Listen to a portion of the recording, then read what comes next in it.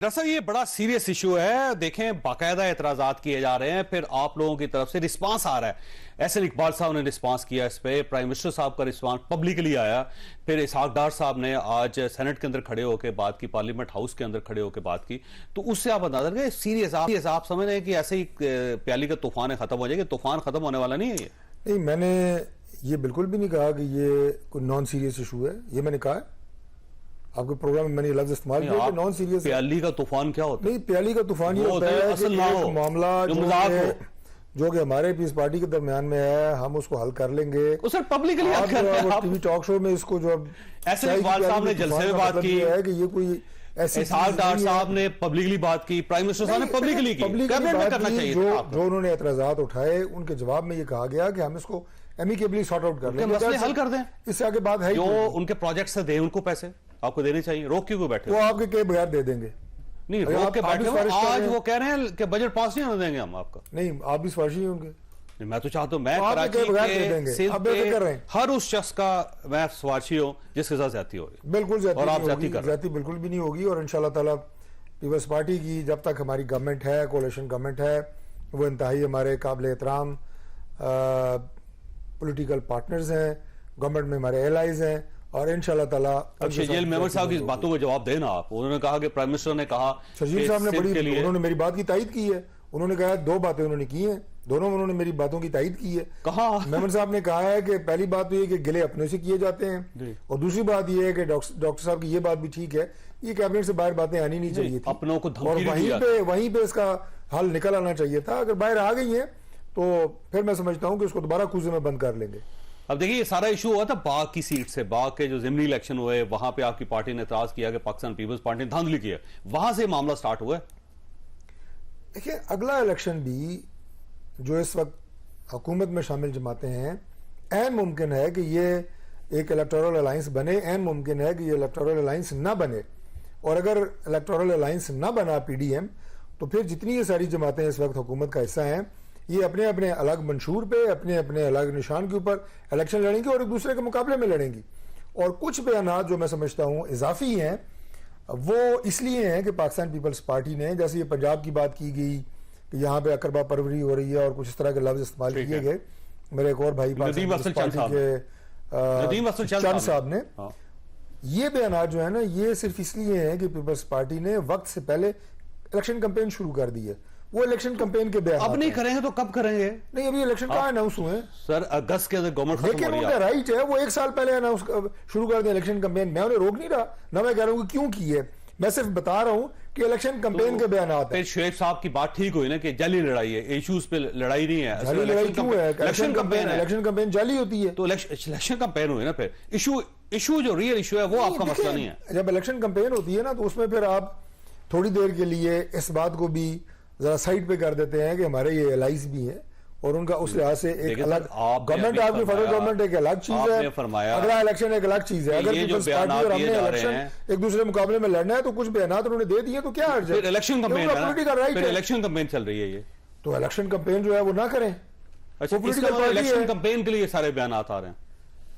नहीं, ये बयान जो आ रहे हैं ये इसलिए आ रहे हैं कि उन्होंने अलग अपने प्लेटफॉर्म पे इलेक्शन लड़ना है, ये उनका राइट है। यानी अगर जब इलेक्शन हो जाएंगे तो फिर ना सैलाब का इशू होगा, ना कराची के पानी का इशू होगा, ना सिंध की स्कीमों का इशू होगा, फिर आप एक दूसरे के सदके वारी जाएंगे, आपको एक दूसरे को फूल पेश करेंगे।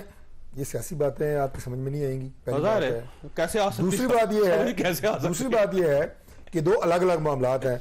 सैलाब ज़दगाह मैं क्लियर कर देता हूं, क्योंकि अब आपने बीच में लोड्स डाल ही दी है, सबको इकट्ठा कर दी है।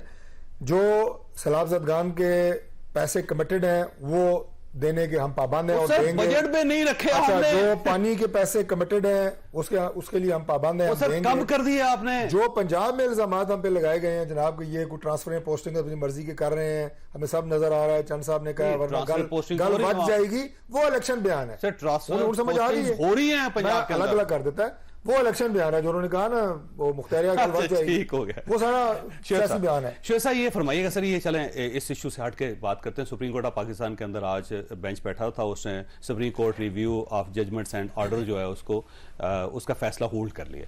तो यूं महसूस होता है कि जिस तरह पिछला फैसला 184(3) के अंदर जो तरमीम थी उसके ऊपर स्टे आ गया, इसके ऊपर भी स्टे ना आ जाए कहीं। देखें, तीन चीजें हुई हैं। ایک تو آپ کے سارے دوستوں کو پتا ہے, سارے ناظرین کو بھی پتا ہے, 1 مارچ کا فیصلہ آیا تھا جس میں کہا گیا تھا کہ آپ ڈیٹس دیں. ڈیٹ دے دی گئی تھی 30 اپریل کی. الیکشن کمیشن نے ڈیٹ از خود چینج کر دی تھی 8 اکتوبر کی. اس کے اوپر دوبارہ فیصلہ آیا 4/4 کا. 4/4 میں فیصلہ کر دیا 14 مئی کا. 14 مئی کے الیکشن سے پہلے الیکشن کمیشن آف پاکستان نے ایک ریویو پٹیشن فائل کی. ریویو پٹیشن ابھی پینڈنگ تھی. پریکٹس اینڈ پروسیجر ایکٹ اس وقت بل تھا, 2023 آ گیا. اس کو سپریم کورٹ کے لارجر بینچ نے 8 رکنی بینچ نے اسٹے کر دیا. اب اس دوران آرگومنٹ شروع ہو گئے الیکشن کمیشن کی پٹیشن کے اوپر. جب آرگومنٹس بالکل مکمل ہو کے آخری دن تھا, اس دن نیا ایکٹ آ گیا. وہ ایکٹ تھا review of judgment and order 2023, بلکہ اس پہ تو الوی صاحب نے سائن بھی کر دیا. وہ نیا ایکٹ بن گیا. جو ہی وہ آرگومنٹس کمپلیٹ ہونے لگے تو وہ ایکٹ آ گیا. اس کے اندر لکھا ہوا ہے کہ لارجر بینچ اب کیس سنے گا اور اس کا فیصلہ اس طرح کیا جائے گا کہ جیسے یہ ریویو نہیں, یہ اپیل ہے. اب سپریم کورٹ نے کہا جی, اس دوران وہ ایکٹ بھی چیلنج ہو گیا. اب سپریم کورٹ نے کہا جی 2 آپشن ہیں, یا تو پھر ہم اسی کے ساتھ اس کا فیصلہ بھی کریں گے.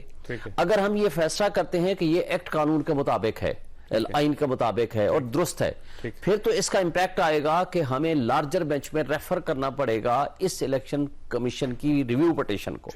اور اگر ہم یہ فیصلہ کرتے ہیں کہ یہ غیر آئینی ہے, جو کہ آپ ریویو کو اپیل نہیں بنا سکتے, اور دوسرا یہ آئین میں ترمیم کیے بغیر ہو نہیں سکتا ہے, اگر ہم یہ فیصلہ کرتے ہیں کہ یہ غیر آئینی ہے, تو پھر الیکشن کمیشن کی جو ریویو پٹیشن ہے اس پہ آرگومنٹس مکمل ہو گئے تھے, پھر ہمیں اس پہ فیصلہ دینا پڑے گا. تو ان دونوں کو یکجا کر کے سنا اور آج آخری آرگومنٹ سننے کے بعد اس کو ریزرو کر لیا. اب اس پہ 2 آپشنز ہیں, سیدھی والی بات جو سپریم کورٹ نے کہا. یا اسٹے آرڈر ہو سکتا ہے, نہیں, یا اسٹے آرڈر ہو سکتا ہے, یا سیٹیسائیڈ ہو جائے گا نا, الٹا وائرس ڈکلیئر ہو جائے گا, اور اس کے بعد ساتھ ہی الیکشن کمیشن کی ریویو پٹیشن کے اوپر فیصلہ آ جائے گا. اگر یہ فیصلہ آتا ہے کہ جناب ریویو پٹیشن بالکل درست ہے, جس کا امکان کم ہے کیونکہ اس کو لوکل سٹینڈ ہی نہیں تھا. پہلے الیکشن کمیشن کہتا رہا کہ ہم الیکشن کرانے کو تیار ہیں, ہمیں یہ وزارت خزانہ پیسے دے دے اور وزارت دفاع نفری دے دے, اور آل آف سڈن انہوں نے کہا جی نہیں, ہم تو الیکشن کرا ہی نہیں سکتے, ہمیں یہ سب کچھ دے بھی دے تب بھی نہیں کرا سکتے. بلکہ یہاں تک کہا ڈیورنگ کورس آف آرگومنٹس انہوں نے کہا اب تو 8 اکتوبر کا الیکشن بھی آپ بھول جائیں. ٹھیک ہے. اس پہ بڑا حیران ہوئے کورٹ کہ بھئی آپ کا کام پھر کیا ہے کہ اگر آپ نے الیکشن ہی نہیں کرانا تو پھر آپ الیکشن کمیشن کس لیے بیٹھے ہو. تو نیا گراؤنڈ تو آپ ریویو میں لے نہیں سکتے کیونکہ اپیل تو یہ ہے نہیں. تو میرا خیال ہے کہ پھر جب ان کی ریویو جس کا زیادہ امکان ہے خارج ہوتی ہے, کیونکہ گورنمنٹ نہیں آئی, اگر اس کا مطلب گورنمنٹ نے تو ایکسپٹ کر لیا اور ساتھ وائلیٹ بھی کر لیا ججمنٹ کو. اب اگر یہ ڈسپس آتی ہے تو پھر اگلا سٹیپ ہوگا contempt of court proceedings against the delinquent persons, جن لوگوں نے اس 14 مئی کے 4 مئی کے 4/4 والے فیصلے میں جس کے ذریعے یہ کہا گیا تھا کہ 14 مئی کو الیکشن کرائیں, جس میں کہا گیا تھا کہ فنڈز بھی دیں, جس میں کہا گیا تھا آپ نفری بھی دیں, اور جو اس کے راستے میں رکاوٹ بنا ہے ان کے خلاف پھر کنٹمپٹ پروسیڈنگز شروع ہو جائیں. اس میں پرائم منسٹر صاحب ہو سکتے ہیں, اس میں جو ہیں الیکشن کمیشن کے چیف الیکشن کمیشن ہو سکتے ہیں, پھر وزیر خزانہ ہو سکتے ہیں, گورنر اسٹیٹ بینک ہو سکتا ہے, سیکٹری ہو سکتا ہے, اور پھر وہ لوگ جنہوں نے سپریم کورٹ کی ججمنٹ کا مذاق اڑایا, اس کی تضحیق کی, جو وزراء پریس کانفرنسز کرتے رہے, ایون پارلیمان کے اندر بھی کرتے رہے, پارلیمان میں بھی دیکھیں اور قرارداد پاس کی وہاں پہ. نہیں, قرارداد کو شاید وہ نہ ہو کیونکہ قرارداد کی لینگویج کنٹمپچوس نہیں تھی, لیکن جس نے کنٹمپٹ کی, دیکھیں نا سپریم پارلیمان میں بھی اس پروسیڈنگز کو ایگزمپشن ہے, انڈیمنٹی ہے جو لافل ہوں, کیونکہ آرٹیکل 68 کہتا ہے کہ آپ جج کے کنڈکٹ کے بارے میں بات نہیں کریں گے. آپ نے جب ججز کا نام لے کے ان کی تصحیح کی تو وہ تو آرٹیکل 68 کی وائلیشن ہے, غیر آئینی اقدام تھا. تو آرٹیکل 69 یہ کہتا ہے کہ proceedings of the parliament shall not be challenge. وہ تو آپ کا قاسم سوری کی رولنگ کے خلاف والا فیصلہ, دوست محمد زاری کی رولنگ کے خلاف والا فیصلہ, کہ ہر اس آئینی اقدام